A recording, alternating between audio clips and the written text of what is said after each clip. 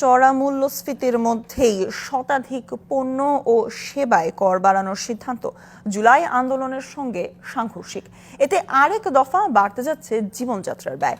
অর্থ বছরের মাঝামাঝি সরকারের কর বাড়ানোর সিদ্ধান্তে ক্ষুব্ধ সাধারণ মানুষ ও ব্যবসায়ীরা। অর্থনীতি বিশ্লেষকরা বলছেন, পরোক্ষ কর বাড়ানোর এ সিদ্ধান্ত মধ্যবিত্তের উপর চাপ বাড়াবে। তাদের মতে, করের আওতা বাড়ানোর পাশাপাশি প্রত্যক্ষ কর আহরণে সরকারের বেশি নজর দেওয়া দরকার ছিল। গেল বছর জুড়ে 10% বেশি মূল্যস্ফীতিতে এমনিতেই নাকাল দেশের মানুষ। এর মধ্যে মরার ওপর খাড়ার ঘা দিল সরকার। এক ধাক্কায় বাড়ল শতাধিক পণ্য এবং সেবায় ভ্যাট, আমদানি শুল্ক ও আবগারি শুল্ক। সরকারি অধ্যাদেশ অনুযায়ী দাম বাড়বে আমদানি করা ফলমূল সহ খাদ্যপণ্য, নানা পণ্যের কাঁচামাল, ওষুধ, মোবাইল ফোন ও ইন্টারনেট সেবা সহ এলপি গ্যাসের।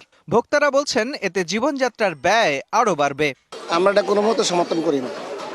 সানবিট সব দিবে সামাল। সানবিট ম্যাজিক প্রেস ডিশওয়াশিং এর মাথা ঘোরানো সলিউশন। কারণ ঢালাওভাবে ভ্যাট বাড়া মানে প্রত্যেকটা জিনিসের উপর আমাদের উপরে চাপ। চাউল আনতে গেছে, চাউলের দাম কেজি প্রতি 4-5 টাকা বেড়ে গেছে। সরকার তো কোনো কিছু নিয়ন্ত্রণ করতেছে না। এই যে করের বোঝাটা পরে করলেও পারতো, যখন যে সরকারে যায় তার চিন্তা ভাবনা তার মতো করে তৈরি করে। এক ধাক্কায় 5% থেকে 15% করা হয়েছে রেস্তোরাঁর ভ্যাট। ব্যবসায়ীরা বলছেন, এতে করে বন্ধ হয়ে যাবে অনেক ব্যবসা প্রতিষ্ঠান। যে অর্থ উপদেষ্টা আছেন উনি ওনার পিছনের বক্তব্যগুলো আপনি দেখেন, আর উনি ক্ষমতায় গিয়ে কি বক্তব্যটা কি কাজ করছেন সেটা দেখেন, টোটালি উল্টো। বৈষম্য বিরোধী ছাত্র আন্দোলন কি এই কারণে তাদের আন্দোলন করেছিল কিনা? আমরা চেয়েছিলাম গণমানুষের সরকার হবে, মানুষের অ্যাটলিস্ট মানুষের দুঃখটা বুঝবে। আর আইএমএফ চাপিয়ে দিলে দেখে আপনি আমাদের উপর চাপিয়ে দিবেন, এটা তো হতে পারে না। অর্থনীতি বিশ্লেষকদের মতে, আইএমএফ এর চাপে রাজস্ব আহরণের লক্ষ্য অর্জনে সরকারের পরোক্ষ কর বাড়ানোর কৌশল ভালো ফল দেবে না, বরং করের আওতা ও প্রত্যক্ষ কর আহরণ বাড়ানোর সুযোগ কাজে লাগানো উচিত ছিল। সবকিছু তো একটা পরিবর্তনের মধ্য দিয়ে যাচ্ছে এবং যাবে বলে আমাদের একটা বিশ্বাস ছিল এবং আছে।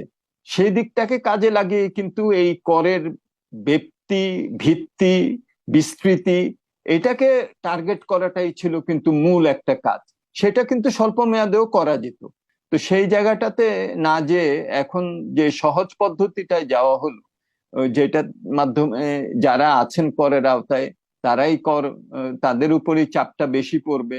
কর বাড়ানোর নামে এমন চাপিয়ে দেয়া সিদ্ধান্ত মূল্যস্ফীতিকে আরেক দফা উস্কে দেওয়ার পাশাপাশি সরকারের জনপ্রিয়তাকেও প্রশ্নবিদ্ধ করবে বলেও মনে করেন বিশ্লেষকরা। কিন্তু অন্তর্বর্তীকালীন সরকারের জন্য ইতিবাচক হবে না। মুস্তফা মাহবুব, ডিবিসি নিউজ, ঢাকা।